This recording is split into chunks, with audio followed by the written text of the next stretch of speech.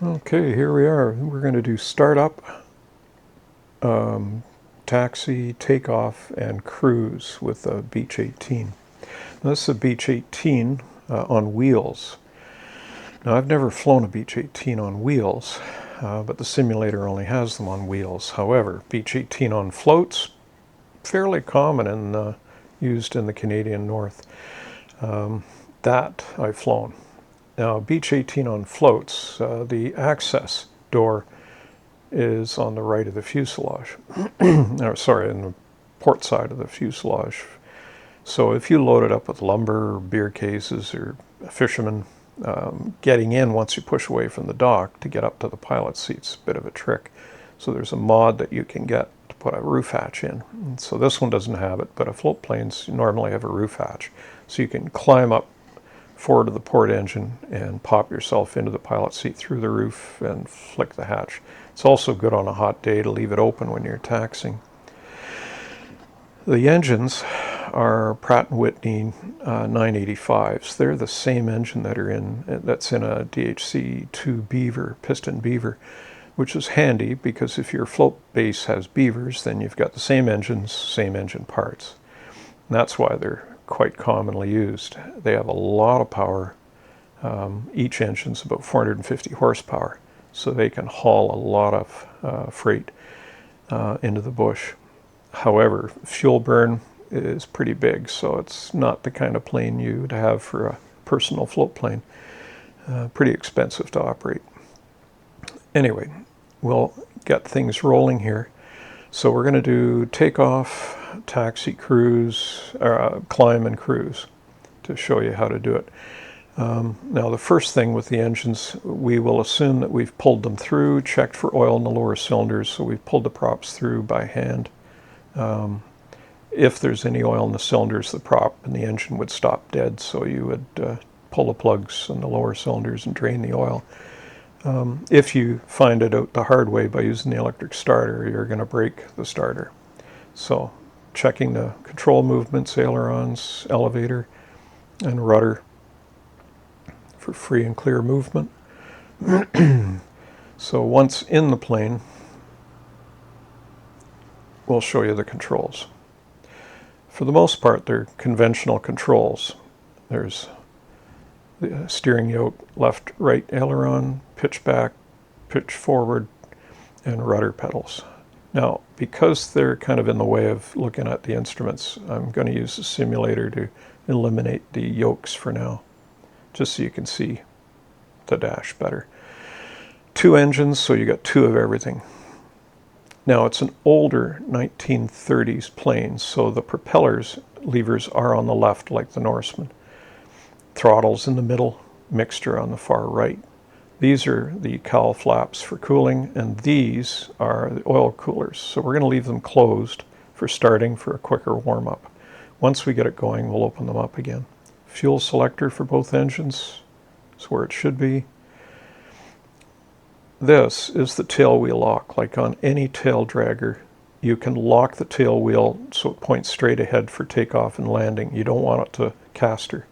Only when you're taxiing, so we'll have it in the released position for taxiing. Parking brake, on and off, it's back on. And this is the selector and pump for the primer for each engine, left and right. Over here, we have the twin magneto switches for each engine. As most engines, there's 2 sets of mags for backup. It's the battery switches, starter switch, generator switches, and this is a selector for which engine starts. So we have it set for starting the right engine. So we're going to put on the right engine battery for starting. We'll do that's the left engine battery, but we'll keep it off during start. There we go. And we'll put the right generator on once it's running. So down to the primer, would do 6 to 10 pumps for the right engine. And like all radials, before we turn the mags on, we'll swing the prop through about 6 blades and then we'll engage the mags. There, engage the mags, engine starts, engine's running, put both mags on, so we have both right magnetos. Check the gauges, up to oil pressure for the right engine, and check the right RPM is at about 800, 900 RPM. That's good. Now let's change over to the left engine start. Mags are off for the left engine. Battery on for the left engine. Generator is now on for the right engine. Change the primer over to left engine, and 6 to 8 pumps for the left engine.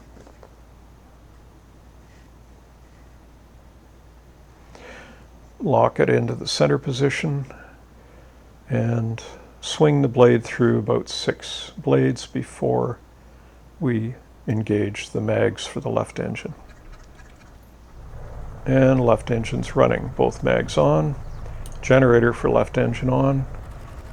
Engines are running. Check the gauges. RPM for both engines, about 800 RPM. Both engines oil pressure in the green.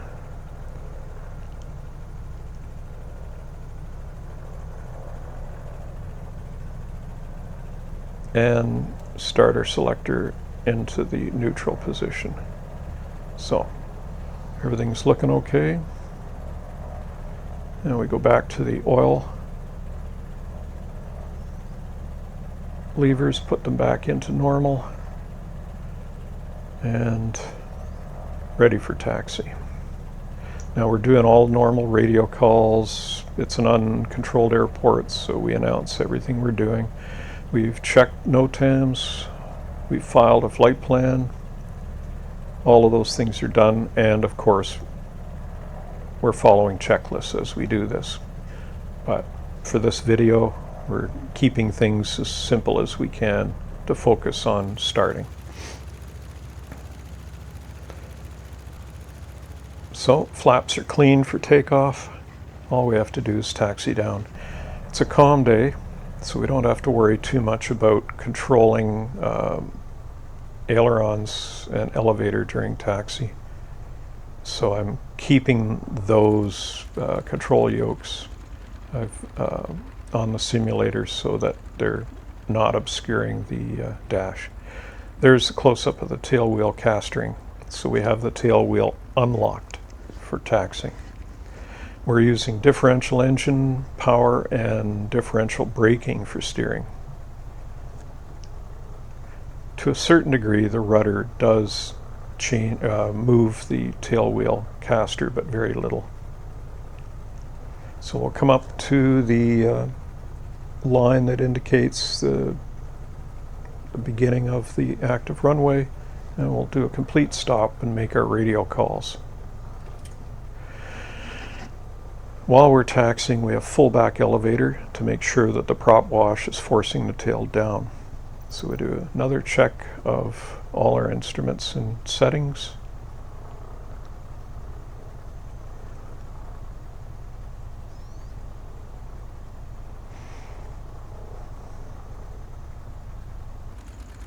Now take a look. No traffic left, no traffic right. Making our radio calls, and then we can go out onto the active and backtrack for runway 02. Throttle up a bit to get moving, and then reduce the throttles once you get moving so you don't go too fast.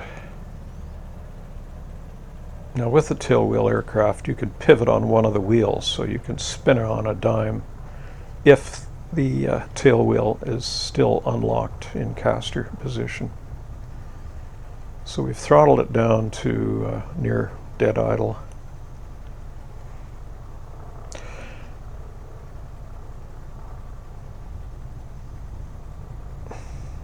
Visibility with any tail dragger is tricky. I'm lifting myself up off the seat so I can see where we're going.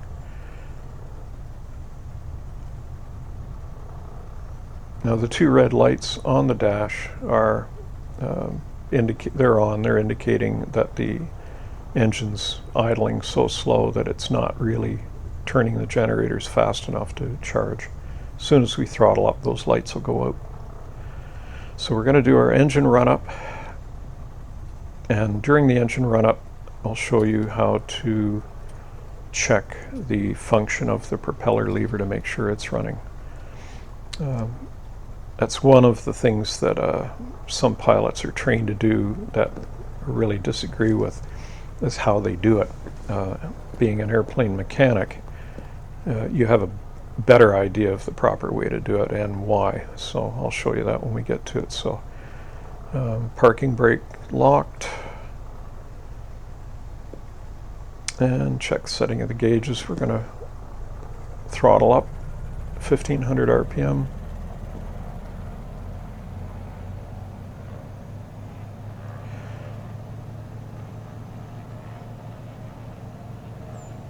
And we'll do a mag check. Check for no more than 50 RPM drop. Left mag, right mag. And left engine, left mag, right mag.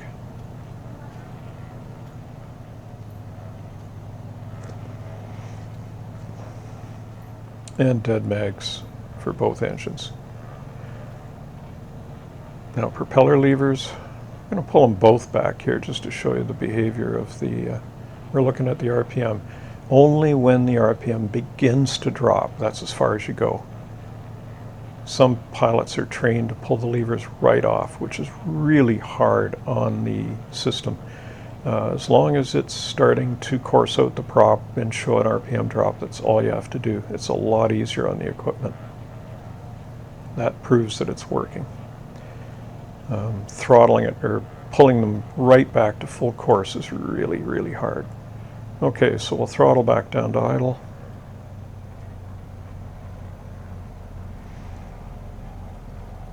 And you see those generator lights are out. They may come back on if the engine slows down enough. So we'll get ready to taxi out into position.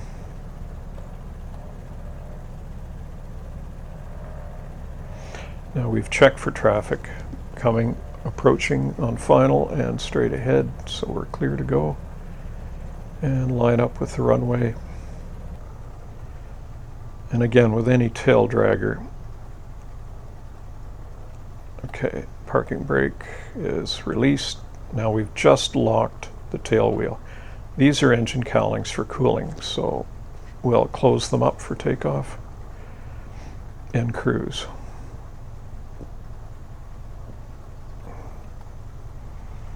So tail wheel's locked, throttling up for takeoff. So full fine propeller and full throttle, and work the rudders straight down the runway. Tail will lift, and then off she goes. Positive rate of climb, lift the gear,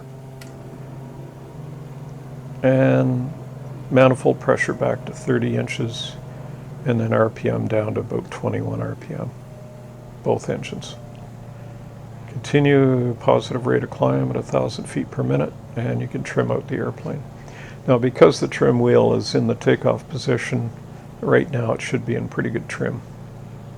So we got no wheels, clean flaps, straight off the runway.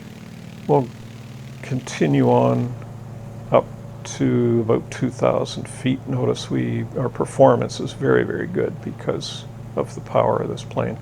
So we'll start a gentle turn to the left.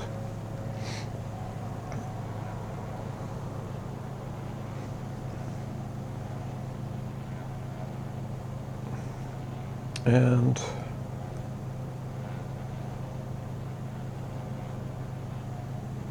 we'll set it up for cruise power. So we've got the manifold pressure to about 20 inches and RPM down to about 1900 RPM. And we'll trim it out for level flight.